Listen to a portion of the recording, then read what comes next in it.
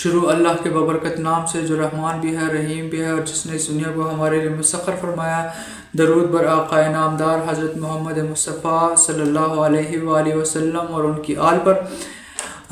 میں بچپن سے ایک واقعہ سنتا آ رہا ہوں اور جتنی بار بھی سنا ہے اور اتنی ہی دلچسپی سے سنا ہے جتنا پہلی بار میں نے سنا تھا، جس دلچسپی سے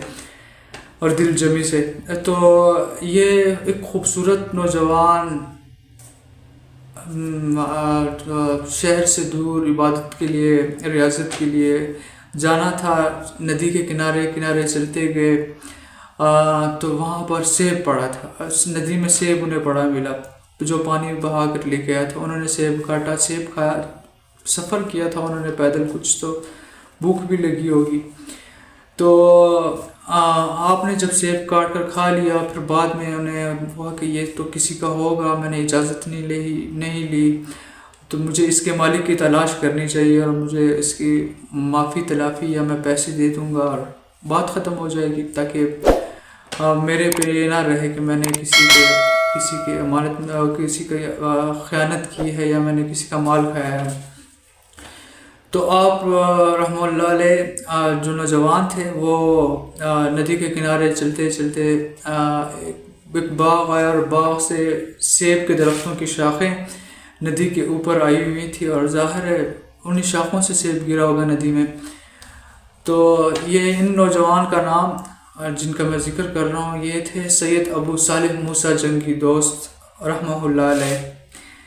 کئی دوست نام سن کر انہیں علم ہو گیا ہوگا کہ میں کن کا ذکر کر رہا ہوں، جنہیں نہیں پتہ وہ آگے ہی چل کر انہیں پتہ چل جائے گا کہ کیونکہ میں کس حصے کا ذکر کر رہا ہوں۔ تو جب وہ باغ کے اندر داخل ہوئے اور باغ کے مالک کا حسب نسب اعلیٰ، ان کا نام تھا سید عبداللہ سموئی رحمہ اللہ علیہ۔ جب وہ ملتے ہیں، دونوں کی ملاقات ہوتی ہے، وہ انہیں بتاتے ہیں کہ میں نے یہ سیب کھایا، اس طرح آپ مجھے معاف کر دیں۔ تو سید عبداللہ سومی رحمۃ اللہ علیہ فرماتے ہیں کہ انہیں ان کے انداز گفتار سے پتہ چل جاتا ہے کہ یہ کوئی صاحب عام نہیں ہیں، تو ان سے ان کا حسب پوچھتے ہیں، حسب نسب پوچھتے ہیں، تو وہ جب بتاتے ہیں تو ان کا شجرہ حضرت علی رحمہ اللہ علیہ سے رضی اللہ تعالیٰ عنہ سے جا ملتا ہے۔ تو آپ سید عبداللہ سومی رحمۃ اللہ علیہ سید ابو صالح موسیٰ جنگی دوست سے کہتے ہیں کہ آپ کو میں تب معاف کروں گا آپ میری بیٹی سے نکاح کریں، جو کہ آنکھوں سے اندھی ہے، کانوں سے بہری ہے، زبان سے گونگی ہے، پیروں سے ٹانگوں سے اپاہج ہے۔ تو وہ درویش تھے، انہیں معافی چاہیے تھی، ان کی نظر میں ان سے گناہ سرزد ہوا تھا، تو انہوں نے ہاں کر دی کہ میں ٹھیک ہے، میں تیار ہوں شادی کے لیے۔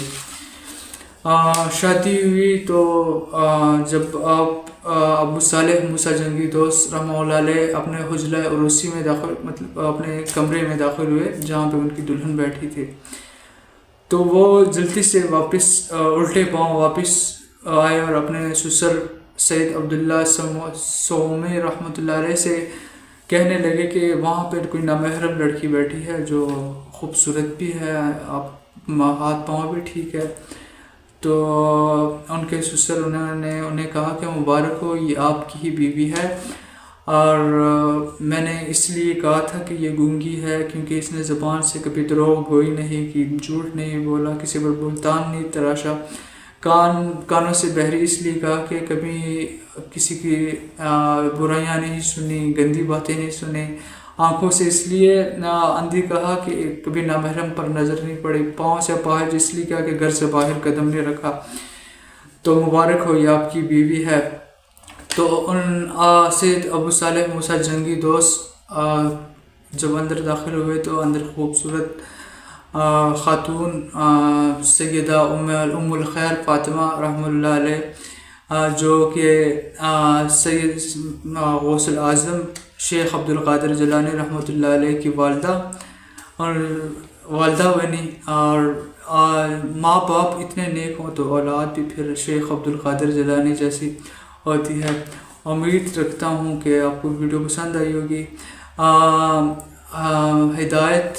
انہی کے دروازے کو کھٹکھٹاتی ہے جو ہدایت کو تلاش کرتے ہیں۔ نیکسٹ ویڈیو کے لیے ہمارے ساتھ جڑے رہیے۔ تب تک کے لیے اللہ حافظ۔